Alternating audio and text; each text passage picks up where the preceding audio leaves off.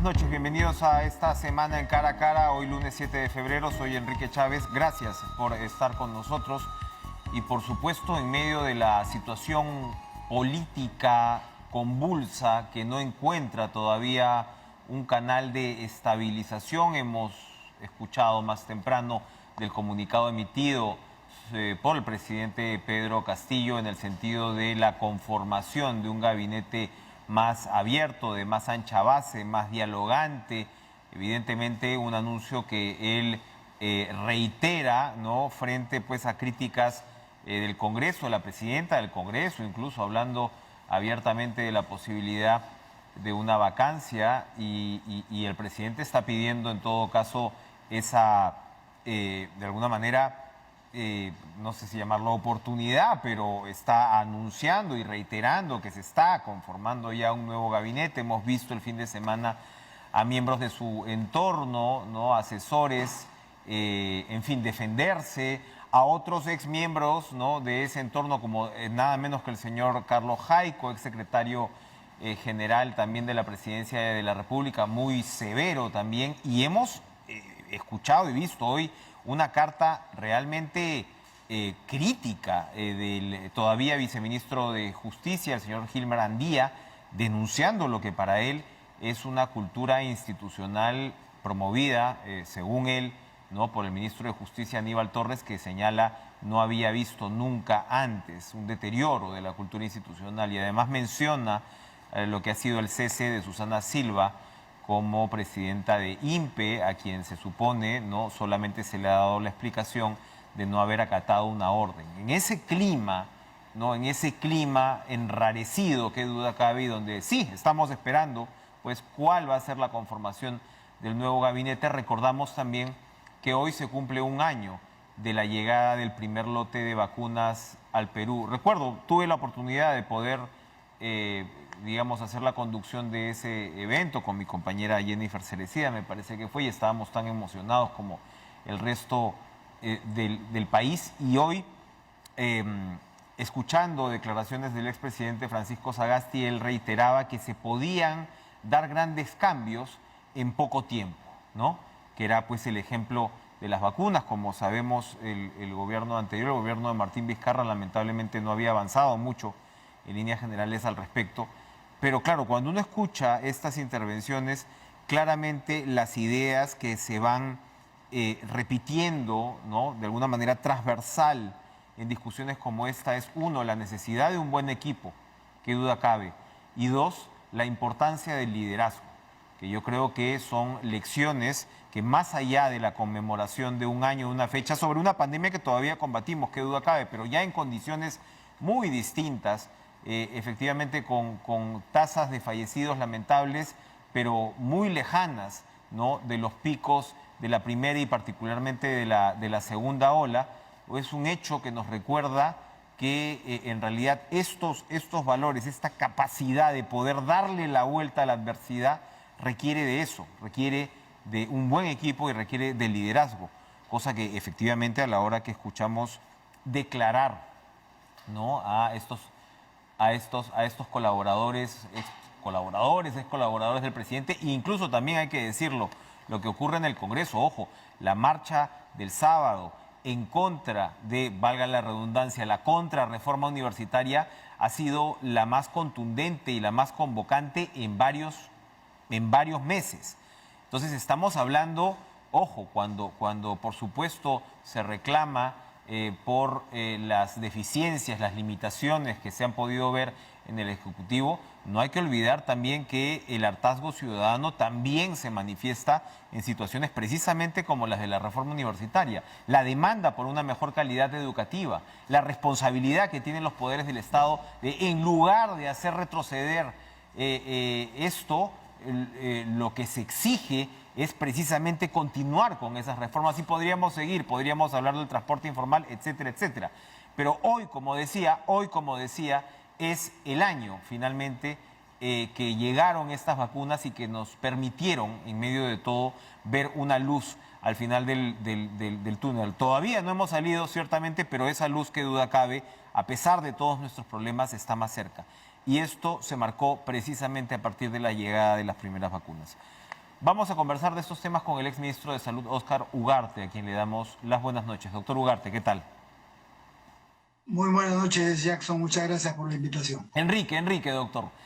Eh, bueno, lo primero es recordar esa fecha, ese momento donde escuchaba otra vez, como decía Sagasti, claramente en 2 meses, ¿no? 2 meses, un poquito más antes, un poco antes de cumplir los 3 meses, se dio la vuelta a esta situación y además hay que recordar que usted asumió el Ministerio de Salud, claro, reemplazando a su predecesora en medio pues del famoso escándalo del vacunagate, etcétera. O sea, era desafío tras desafío. ¿Cómo recuerda usted ese momento? Bueno, fue un momento muy crítico, sin duda, porque efectivamente el gobierno anterior había tenido mucho retraso en la negociación respecto de las vacunas y lo que se había avanzado hasta el momento era solo un contrato con el, el Fondo de la Organización Mundial de la Salud, el COVAX Facility, pero eso no servía de mucho si no se tenían los contratos con los laboratorios que ponían las vacunas en el fondo de COVAX Facility. Entonces se requería con Pfizer, con Sinopharm, con Moderna, con quien fuere, para que eso funcionase. Entonces, efectivamente, cuando inició el gobierno, el presidente Sagasti le dio prioridad a esto y en enero, digamos, el 31 de diciembre se firmó con AstraZeneca. Y luego se firmó con Sinopharm en enero y con Pfizer. Como ya ha sido mencionado, las primeras vacunas de Sinopharm llegaron en un día como hoy, el 7 de febrero, de las 300.000, y unos días después, ya cuando yo estaba en funciones, llegaron las otras 700.000. Pero coincidió que descubrimos que había todo este escándalo de la vacunación irregular, lo que le han denominado el vacunagate, y por lo tanto no solo empezábamos con tardanza, lo que ya era un problema, sino que además en medio de un escándalo que generó mucha desconfianza en la población, porque a eso se añadió estos comentarios irresponsables contra la vacuna Sinopharm, que decían que era agua destilada, que no servía, etcétera, etcétera. Y si se recuerda, una encuesta que hubo en el mes de febrero, cuando estábamos empezando la vacunación, decía que entre el 40 y 45% de las personas decían que no se iban a vacunar Así es. porque desconfiaban. Es decir, no solo desconfiaban en la vacuna, desconfiaban en el gobierno, en las autoridades, por la crisis política, ¿no? Entonces, iniciar el proceso de vacunación, ya con tardanza respecto a los demás países latinoamericanos, era iniciar cuesta arriba, ¿no? Con muchas dificultades. Tuvimos además que modificar el calendario, porque se recordará que a las personas adultas mayores las habían programado en un segundo momento. Y nosotros dijimos, no puede ser, son tan prioritarias como las personas que están en primera línea, y por eso es que empezamos Primero, simultáneamente doctor, iban a entrar, hay que recordarlo, prácticamente todos los funcionarios públicos antes de llegar al primer ciudadano de la tercera edad. Era exactamente, absurdo en realidad, ¿no? totalmente absurdo. Entonces se modificó eso que se había acordado meses antes, ¿no? Todavía el 2020, y se inició la vacunación con los adultos mayores también, y tuvimos que aplicar una estrategia diferente a la estrategia aplicada con los trabajadores de la salud, porque era lógico, los trabajadores de salud se les encuentra en los servicios de salud y por lo tanto la vacunación se hizo institucional. Los que trabajaban en el MINSA, los que trabajaban en salud, los que trabajaban en las sanidades o en el sector privado, en sus respectivos hospitales, puestos y centros de salud, era lo normal. Pero para vacunar a las personas adultos mayores, ¿dónde se les encuentra? Bueno, en sus casas. Y por eso se aplicó una estrategia diferente, que es la estrategia que luego se ha continuado hasta la actualidad, que es territorial. A la gente se la vacuna ahí donde vive. en el distrito, en la comunidad, sea en zonas urbanas o rurales, y se dispone los centros de vacunación para facilitar que las personas accedan ahí cerca de sus casas. Y esto funcionó muy bien con los adultos mayores, recordará que tuvo que fraccionarse por grupos de edad dentro de los propios adultos mayores, y primero empezamos con los de 80 para arriba, ¿no? Que incluía los 90 y más, incluyendo también a los que residían en las residencias especiales para personas de la tercera edad. Eso ayudó. Y luego los de 70 para arriba, los de 60 para arriba, y ya esta estrategia territorial que además, y debo remarcarlo con énfasis, funcionó por una alianza fundamental con los alcaldes, con las autoridades locales. Por ejemplo, aquí en Lima, pero también a nivel nacional, los alcaldes pusieron a disposición los centros deportivos, los coliseos, es decir, los espacios más amplios y más abiertos posible. Entonces hubo un trabajo muy articulado que fue de gran ayuda. Hasta ahora lo sigue siendo. Yo creo que los alcaldes han jugado un rol fundamental y hay que hacer ese reconocimiento, así como dentro de los trabajadores de la salud, si bien es todo un equipo muy amplio, las enfermeras han jugado un rol y siguen jugando un rol fundamental porque ellas son las profesionales especializadas en el tema de vacunas. Y ahora vemos ya vacunando a los más pequeños de 5 a 11 años. Bueno, claro, vemos pues escenas de llantos, ¿no? De pataletas, como es natural, ¿no? En ese rango de edad. Y efectivamente es el personal profesional el que lidia con todo esto en el día a día, ¿no? Claro, eso es normal, digamos, ¿no? Los chicos se asustan un poquito, ven la aguja, entonces, pero luego se habitúan, ¿no? Porque la mayor experiencia que tiene el Ministerio de Salud vacunando es con chicos. Claro. Desde hace 40 años. Por lo tanto, ya hay experiencia en vacunación de los niños, incluso más pequeñitos que 5 años. Lo normal es vacunar a los chiquitos menores de 1 año. El calendario normal, no hablo de COVID, sino las vacunas, todas las vacunas contra la TBC, contra el sarampión, o la vacuna contra la polio, o la pentavalente, etcétera, se aplican dentro del primer año de vida, o sea, chiquititos, ¿no? Por supuesto. Ahora, doctor, de aquí en adelante, desde que usted dejó el cargo, ¿no? Se mantuvieron a los equipos. Usted luego ha dicho que se estaban desarmando algunos equipos, habría que ver, pero el hecho es que el proceso de vacunación ha avanzado al punto que ahora estamos con el 85%, ¿no? de la población objetivo.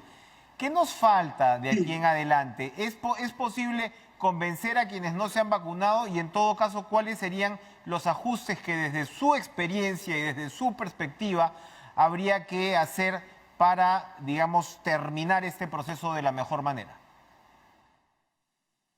A ver, yo creo que se está avanzando y se puede avanzar mucho más aún.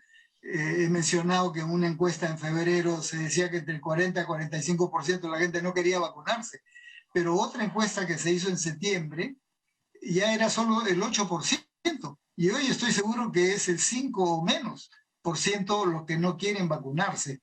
Entonces, hay una tarea de difusión, de convencimiento, que es lo que ha convencido a la mayor cantidad de personas que no querían vacunarse y que ya se vacunaron. ¿Por qué? Porque han visto que sus familiares, incluso los adultos mayores, se han vacunado, no les ha pasado nada, y al contrario se han protegido y no han caído en la segunda ola o en la tercera, y si han caído ha sido con una forma muy leve, ¿no es cierto?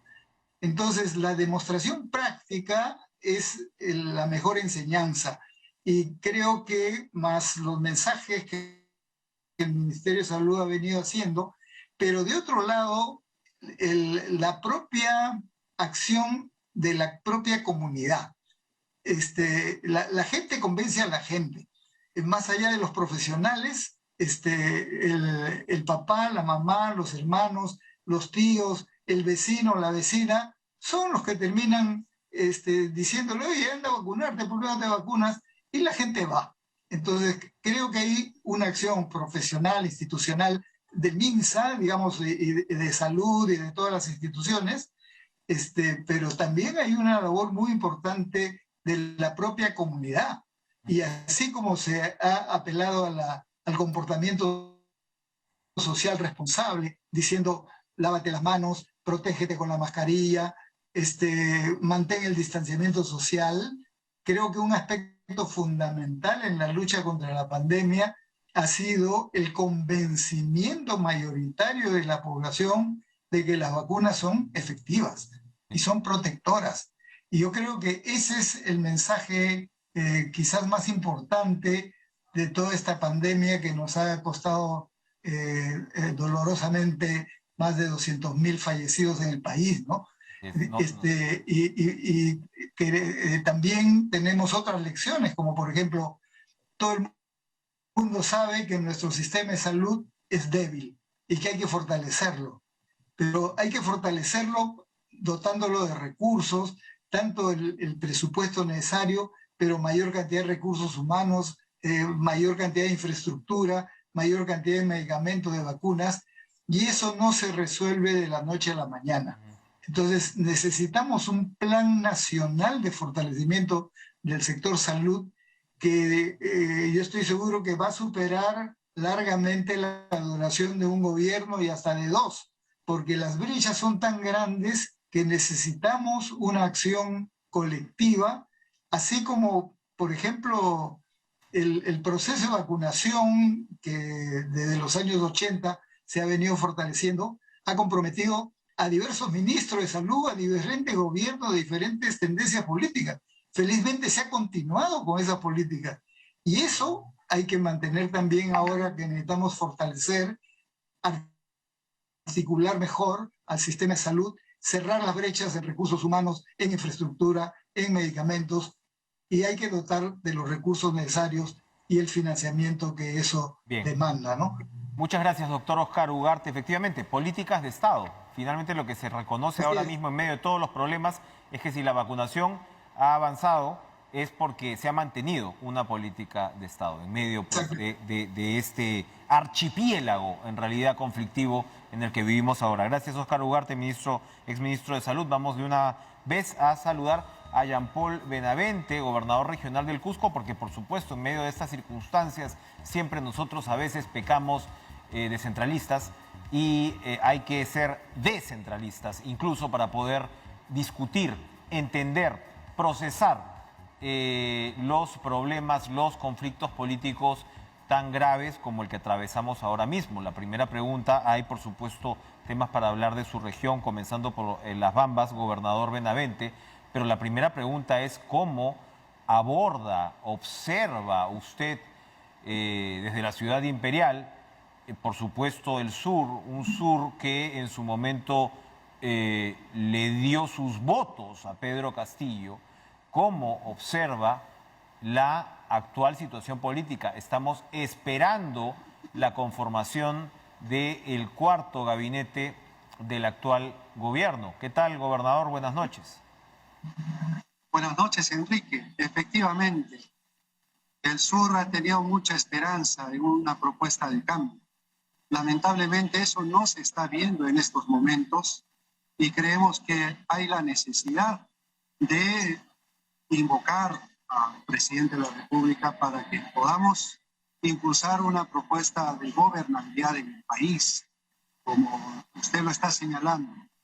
Problemas como el corredor minero, que hoy día no están siendo atendidos y resueltos en en el debido proceso. Problemas que permiten pensar de que el proceso de masificación, que también ha sido una promesa de este gobierno, no se están concretando, porque seguro que hay inestabilidad al interior de un gabinete que no sabe, muchos ministros de repente no saben si se van o se quedan. Entonces creemos que es urgente e imperativo poder resolver ese problema de inmediato. Bien, ¿qué es lo que se esperaría del próximo presidente del Consejo de Ministros? ¿Cuál es el perfil que para usted debería tener. Usted se refiere a a la incertidumbre que sin duda viven algunos ministros, pero otro de los aspectos que han quedado dolorosamente evidentes es que el cuoteo político no basta pues para armar un gabinete. Un gabinete se arma con profesionales apropiados para el cargo, que cumplen los perfiles, y cuando estamos hablando de carteras como estas y cuando estamos hablando de la conflictividad social, pues lo que se requiere son profesionales con experiencia en la materia. Así es. Creemos que debe de cumplir un perfil técnicamente, digamos, aceptable, coordinado, que muestre la experiencia, pero que también tenga un perfil político que permita convocar al Parlamento, que permita liderar realmente una fuerza y una propuesta de gobierno que convoque con liderazgo pues a cada uno de los ministros. Creemos que la lógica que se ha manejado hasta ahora y la necesidad de transparentar respecto del rol de los asesores, respecto del rol de los ministros de un gabinete que realmente tiene que ser el verdadero asesor y ejecutor de la política de gobierno, ese debería de ser, digamos, una primera muestra y un gesto de nuestro presidente Castillo al país. Bien, cuéntenos por favor, ¿cuál es la particularidad ahora mismo del conflicto en torno a las Bambas? Es la comunidad de Capacmarca la que continúa en este caso con el bloqueo del corredor sur. ¿Cuál ha sido el papel del gobierno, del Estado? Hemos visto también muchos altibajos, muchas contramarchas en la forma de abordar este conflicto desde el lado público. Cuéntenos, por favor. Bueno, esa es la principal muestra de la falta de autoridad y liderazgo en nuestro país. Y mientras ya estás avanzando en un proceso de diálogo con un acta que permitía impulsar e implementar una zona de atención especial, de 12 comunidades, 4 de ellas prefieren seguir insistiendo en una propuesta de derogatoria de una resolución ministerial 372 que pedían que se desclasifique una vía que había sido convertida en vía nacional. Ciertamente allí las comunidades exigen un justo reclamo, pero la idea no es desclasificar porque eso es inviable técnica y jurídicamente, o por lo menos si es que hay alguna opinión final la dirá el Poder Judicial, dado que esto está judicializado. Pero más bien la propuesta que siempre hemos hecho es que haya una salida en el marco del diálogo y que puedan impulsar una zona de atención especial, que puedan impulsar una participación en la cadena de valor de la actividad minera y generar fondos que permitan conjuntamente con la empresa, los gobiernos regionales, el gobierno nacional, darle un proceso de desarrollo sostenible a todas estas comunidades. Bien, y eso esperamos que finalmente se cumpla. Hablaba usted sobre las demandas del sur y se refería, ¿no?, a algunas puntuales por el lado de Cusco.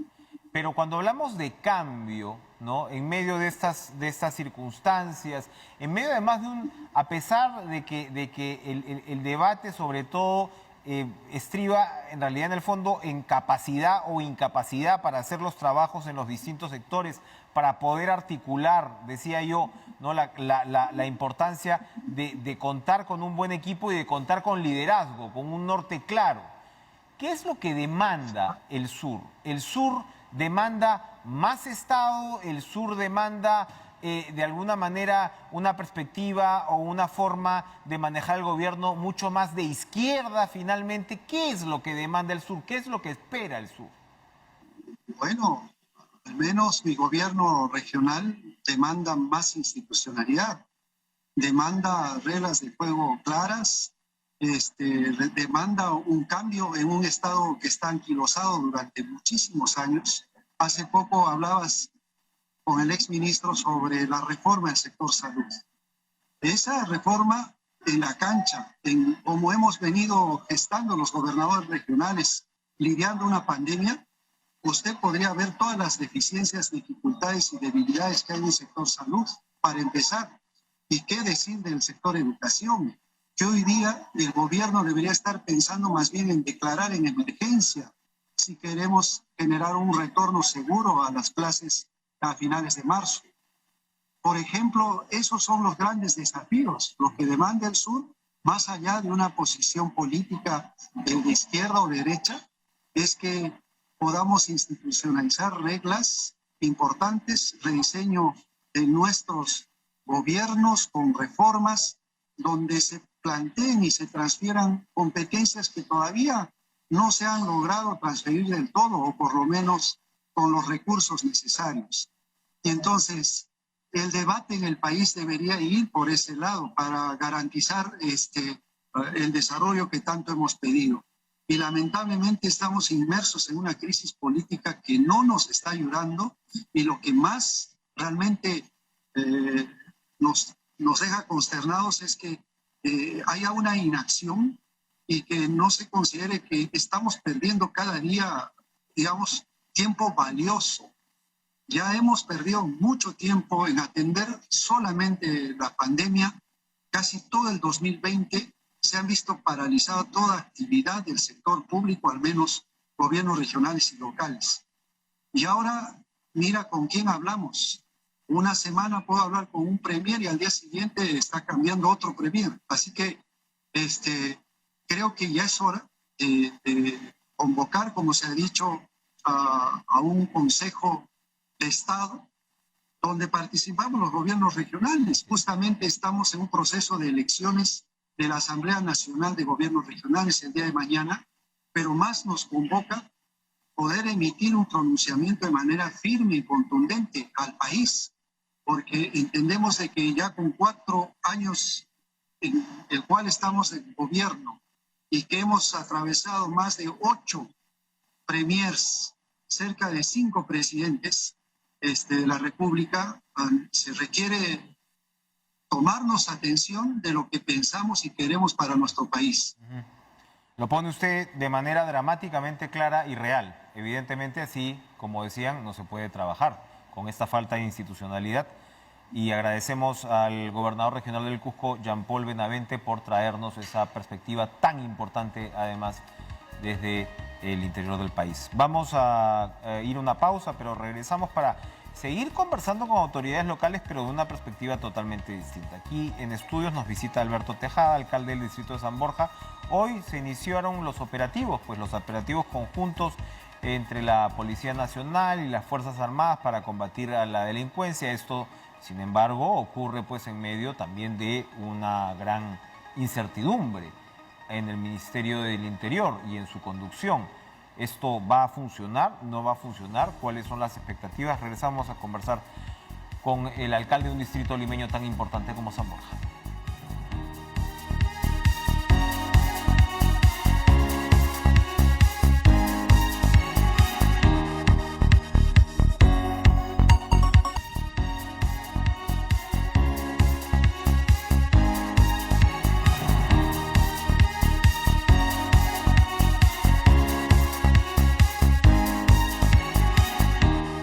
Bien, hoy, como les decíamos, se iniciaron los operativos conjuntos de la Policía Nacional del Perú y las Fuerzas Armadas contra la delincuencia. Para empezar, el estado de emergencia famoso, la inclusión, ¿no?, de los actores militares en el combate contra la delincuencia, ya sabemos, en apoyo, ¿no?, a la policía, pero siempre ha sido un tema muy controversial y hay que decirlo, probablemente no era lo mejor, ¿no?, que se diera en situaciones en las cuales además se está dando un relevo en el Ministerio del Interior y hay un conflicto evidente, ¿no?, dentro de la propia institución por el tema de ascensos. Estamos hablando de una institución como la policía, es sumamente vertical y así funciona también. Entonces, a ver, ¿esto qué podemos esperar? Por supuesto, con la mejor intención de que finalmente coadyuve a combatir a la delincuencia. Vamos a hacerle esa primera pregunta a Alberto Tejada, alcalde del distrito de San Borja, a quien le damos la bienvenida, alcalde. ¿Cómo está? ¿Qué tal? Gracias. Buenas noches, Enrique. Gracias por esta gentil invitación. Su distrito, por supuesto, no es el que soporta, ¿no?, más no es el problema. Más delincuencia, ¿no? Pero sin duda, sabe usted, es un distrito además que, claro, de todas maneras conecta, ¿no?, con muchas zonas de Lima, un distrito además hermoso, particular, con muchas áreas verdes y por supuesto con sus particularidades. Pero ¿cómo observa usted como alcalde este inicio de operativos conjuntos? ¿Eso funciona? ¿No funciona? ¿Cómo lo evalúa? Literalmente lo has mencionado bien. Yo creo que es controversial, pero necesario. Yo creo que la sensación de inseguridad que se vive ante la ausencia de protección es indudable. Y en los distritos populares se siente con mayor agudeza porque a veces la gente está literalmente sola y la falta de efectivos, de serenazgo, de policía, y la actitud de ellos y el trabajo en equipo realmente no se está dando, ¿no? Entonces yo creo que una medida como esta, que puede tener sus detractores y algunas, como tú bien dices, desavenencias, pues da una sensación de que se puede trabajar en equipo sumando esfuerzos, incorporando a la Fuerza Armada en roles muy específicos, porque no es que la Fuerza Armada va a tomar la calle, pero la policía tiene su rol. Y yo creo que da una sensación de estos 45 días que se ha dado el estado de emergencia, de que podríamos controlar el orden, por lo menos en la vía pública, ¿no? Y yo creo que esto da una sensación necesaria, digo, ¿no? No creo que permanente. Y hay que reconocer que en algo nos hemos acostumbrado en los últimos meses a estar más familiarizados con los militares, precisamente por el proceso de vacunación. Sí, claro. Porque todos los puntos de vacunación están resguardados por personal militar. Ellos han Y de estado todas maneras, ese poder disuasivo se siente al toque, ¿no? Sin duda. ¿no? Es como el estado de la noche. Este tema de controlar la noche ya te da la sensación que la noche no está libre.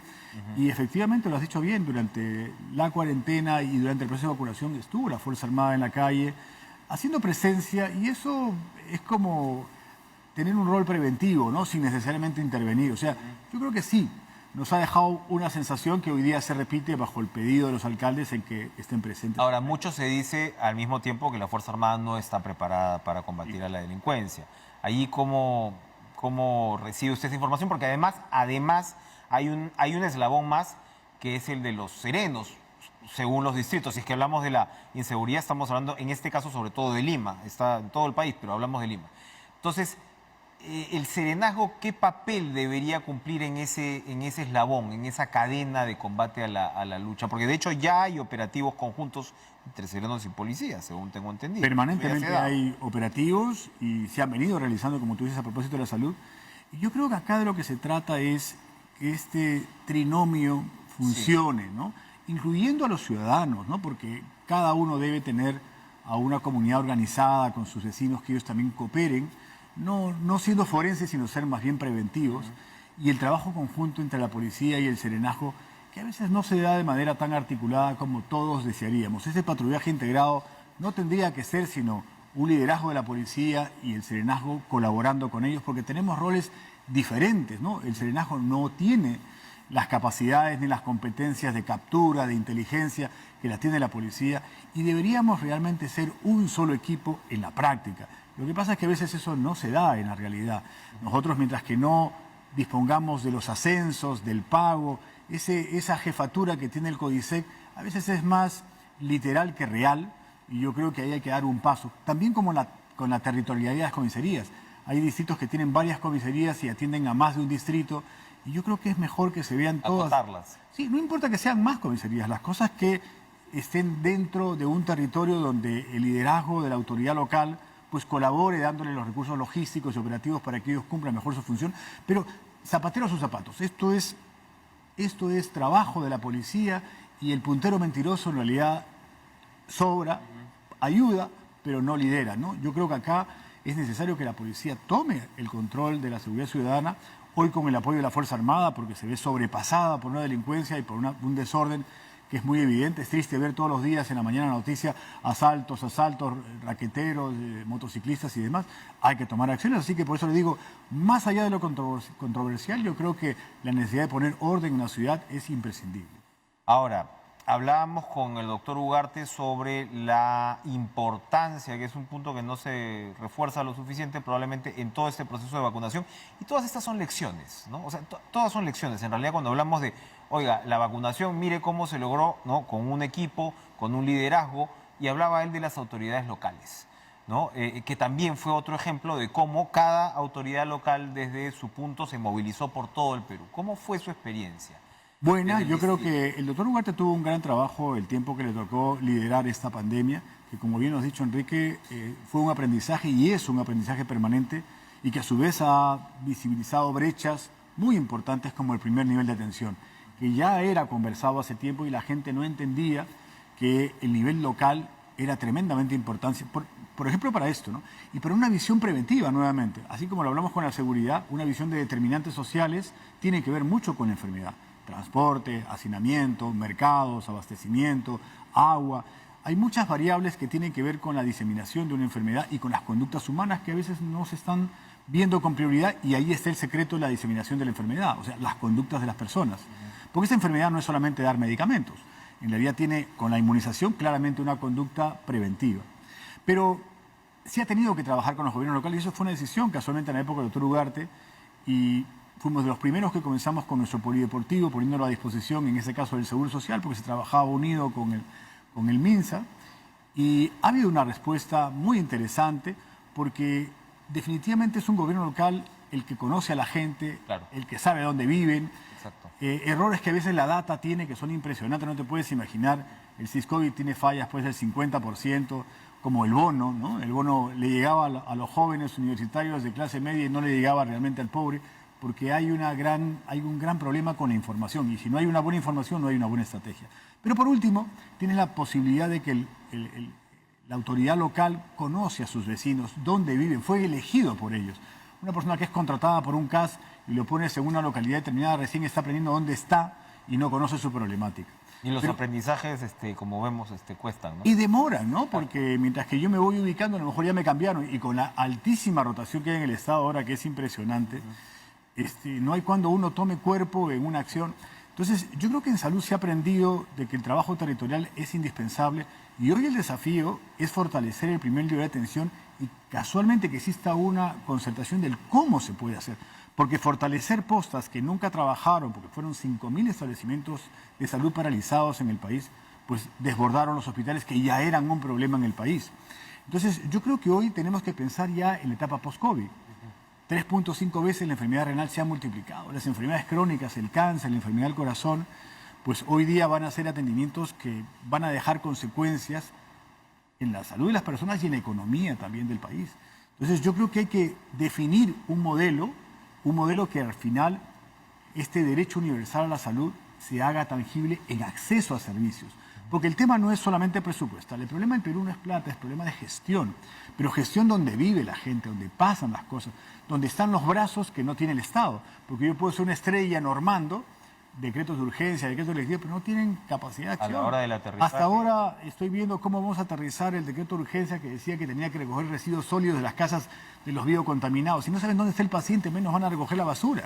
Pero de una u otra manera, creo que hay que tener una política de Estado con incidencia local. Y hay gobiernos locales que pueden aprovechar de su experiencia y de estas lecciones que también hemos aprendido para hacer más accesible la salud, la seguridad o las emergencias y desastres, que también es otra contingencia que es territorial. Hay que educar a la gente qué pasaría ante tal o cual circunstancia, ¿no? Lo veo abriendo la cancha. ¿Va a ser candidato a la alcaldía de Lima? Bueno, eso no depende de mí, ¿no? Eso depende de las agrupaciones o la agrupación política. Yo sí pido una condición, que se tiene que trabajar por la unidad, ¿no? Yo no creo que el país soporta más polarización. Yo estoy dispuesto a trabajar por mi ciudad, por mi país. Hay una experiencia adquirida en los 3 niveles de gobierno y hay que hacer de la decencia docencia. Yo creo que ya estamos cansados de una confrontación permanente. Todos perdemos, no gana nadie y estamos enfrentados creando poca esperanza en el país. Yo creo que la actitud... El Perú no va a cambiar por cambiar gobernantes, va a cambiar el día que todos los peruanos cambiemos de actitud y tenemos que trabajar juntos. Bien, Alberto Tejada, alcalde de San Borja, gracias por visitarnos esta noche en Cara a Cara. Vamos a ir a una pausa y regresamos, bueno, a ver si también podemos compartir algo de buenas noticias con Julio Pérez, vicepresidente de ADEX, los logros, por supuesto, del sector exportador y sin duda los grandes desafíos que, por supuesto, se plantean en medio pues, de una pandemia que ha golpeado tanto los bolsillos de la población. Regresamos.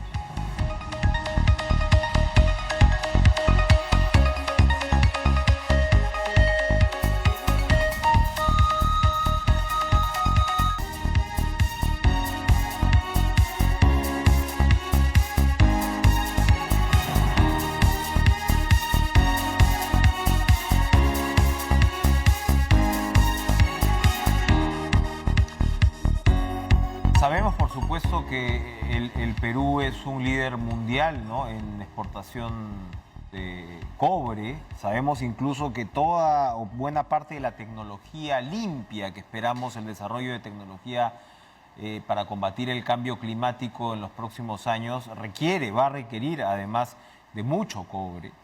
Pero el Perú también es el sexto país productor de oro en el mundo. Y siempre que hablamos de minería, y hablamos en realidad en general de nuestras exportaciones, los críticos, ¿no?, de las economías basadas en materias primas señalan cuándo le vamos a dar valor agregado, ¿no?, a nuestras exportaciones. Pues bien, precisamente la joyería de exportación encierra pues un potencial sumamente prometedor, y de esos y otros temas vamos a hablar con Julio Pérez, vicepresidente de ADEX, a quien le damos la bienvenida esta noche. ¿Cómo está, Julio? Buenas noches, gracias por estar con nosotros. Buenas noches, Enrique, gracias por la invitación. Bueno, ¿qué noticias nos trae en términos del balance? Claro, un año difícil, pero de repunte, de todas maneras, como ha sido el 21, en este sector, y particularmente lo que ofrece, ¿no?, la joyería de exportación como perspectiva, como expectativa para la economía del país. Correcto. Para decirte primero, como tú bien has dicho, los sectores primarios son los sectores exportadores más grandes de nuestro país.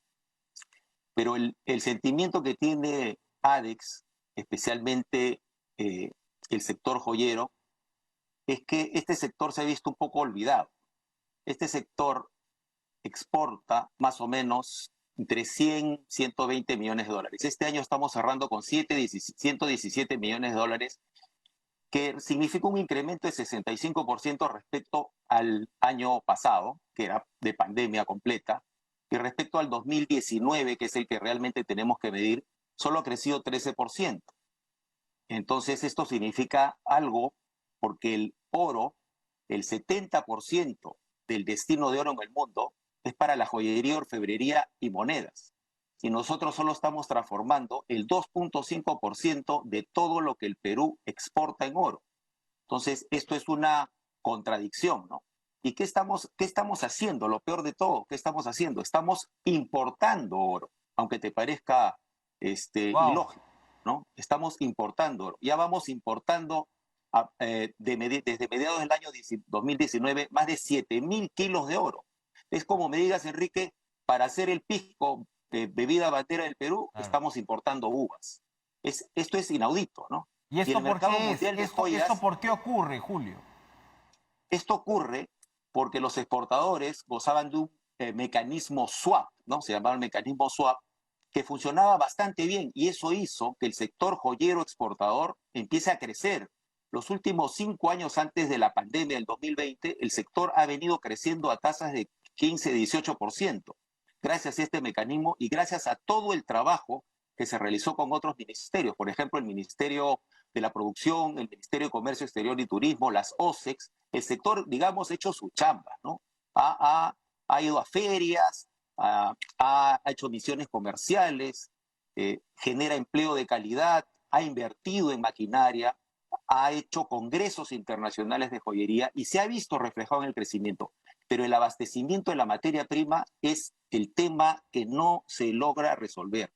Y han pasado varios gobiernos. Yo he tenido, junto con funcionarios de ADEX y con funcionarios de Produce y del Ministerio de Comercio Exterior y Turismo, reuniones con el MEF, porque ahorita el MEF es el decisor, es pura voluntad política, ¿no? Entonces hay funcionarios en el MEF que no entienden, porque esto, como te digo, trasciende ya 3 presidentes. Entonces, cuando cuento esta historia de que venimos importando oro, todos me dicen, así como tú, oye, no puede ser, ¿no? Esto es increíble. Pero eso es lo que está pasando, Enrique. Entonces, no sé quién va a resolver este problema. O sea, hay algunos funcionarios, que te digo, funcionarios públicos, perdón, que no entienden la situación gravísima en la que estamos metidos. O sea, podemos perder los mercados que tanto ha costado, porque el Estado ha invertido dinero en las empresas. Como te digo, Produce, el Ministerio de Comercio Exterior y Turismo han trabajado de la mano con nosotros y se han visto los resultados, ¿no? Hemos creado mucho más empleo. Y te digo, el mercado mundial es de 250.000 millones de dólares, Por supuesto. y los cuales nosotros solo cubrimos el 0. Ni el medio por ciento, te digo, ni el medio por ciento. Es una potencialidad inmensa.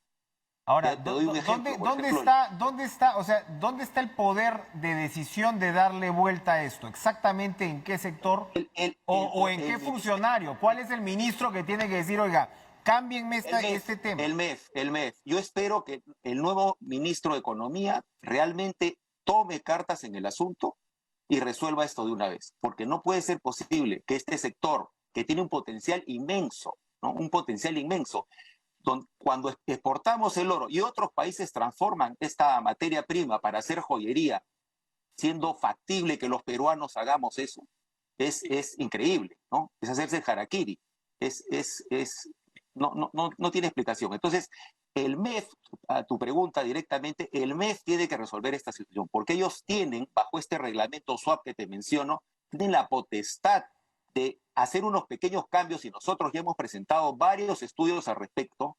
Entonces, la ley del SWAP les permite hacer a ellos estos pequeños cambios para que el SWAP continúe, ¿no?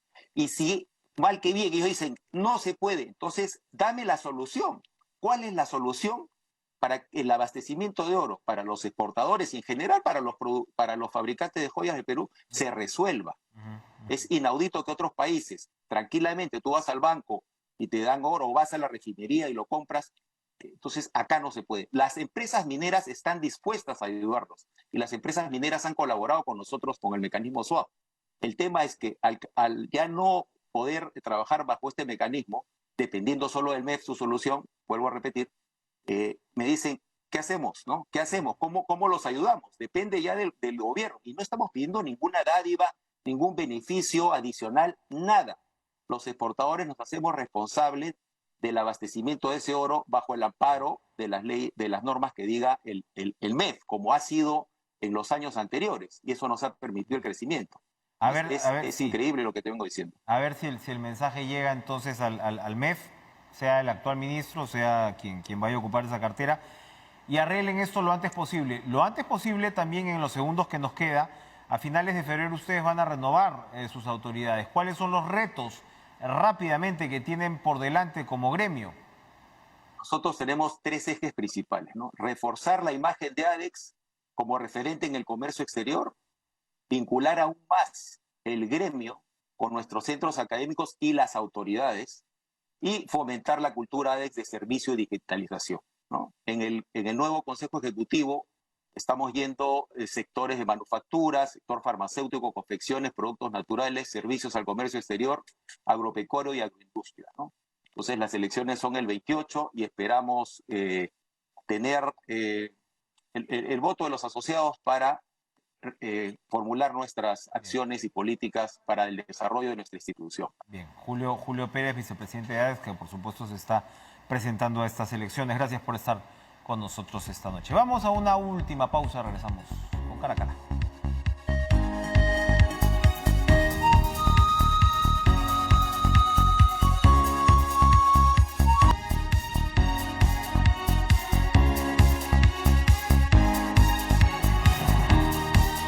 La carta de renuncia del viceministro de Justicia Gilmar Andía al ministro Aníbal Torres ha generado realmente muchas reacciones, ¿no? Es una carta sumamente crítica de lo que podríamos decir es el estilo de trabajo y el manejo del sector por parte del titular de Justicia, a quien acusa, entre otras cosas, de restarle el apoyo a los equipos técnicos especializados, además agredirlos incluso, por supuesto, de manera verbal, un maltrato permanente, según lo que, repito, denuncia el viceministro. Y esto ha motivado la respuesta del señor Torres, que en comunicado, que tenemos, a ver si lo tenemos en pantalla, dice en relación a la renuncia de este viceministro, sobre el caso del ex procurador Soria: como lo ha determinado la Contraloría, ha sido designado sin contar con experiencia en la defensa jurídica del Estado y sin el informe técnico que sustente su designación. Este es un acto de corrupción a propósito de la salida de este procurador que denunció al presidente de la República. La ex jefa del INPE, Susana Silva, dice no informó sobre el traslado de Fujimori a su cárcel Dorada, no obstante de haber informe técnico del INPE que concluía que Ancón 2 era el conveniente para su internamiento. La política trazada fue que ningún preso puede permanecer en cárceles doradas, es decir, el ministro de Justicia quería de todas maneras que Fujimori vaya a Ancón 2. El señor Andía se opuso con argumentos no jurídicos a los proyectos de ley aprobados por el Consejo de Ministros y remitidos al Congreso. Habría que ver cuáles son. También se opuso a la implementación de la unidad de flagrancia, justicia rápida, que ahora lidera la presidenta del Poder Judicial. El señor Andía se ha referido a propuestas antitécnicas, ¿no?, que debilita la administración de justicia. Nos imaginamos que tiene que ver con esto. Desde el primer día que asumió el cargo, trabajó incansablemente para el fortalecimiento de la institución mediante el mejoramiento de la normatividad, la aceleración de las inscripciones de los actos jurídicos y la rehabilitación de los internos mediante la educación y el trabajo. Siempre al servicio del país, luchando contra la corrupción. Lamento que, aprovechándose del momento político y pudiendo renunciar antes, se retire haciendo imputaciones falsas, sumándose a la campaña de desprestigio al actual régimen. Ha sido necesaria la publicación de este comunicado, repito, por los términos de la carta, que son sumamente severos. Estamos hablando de un choque, pues, entre el viceministro y el titular del sector, que se hace además público. Gracias por estar con nosotros, gracias por comenzar la semana con Cara a Cara. Nos vemos mañana. Sigan con toda la información deportiva en Pared. Lucho Trizano está listo. Buenas noches.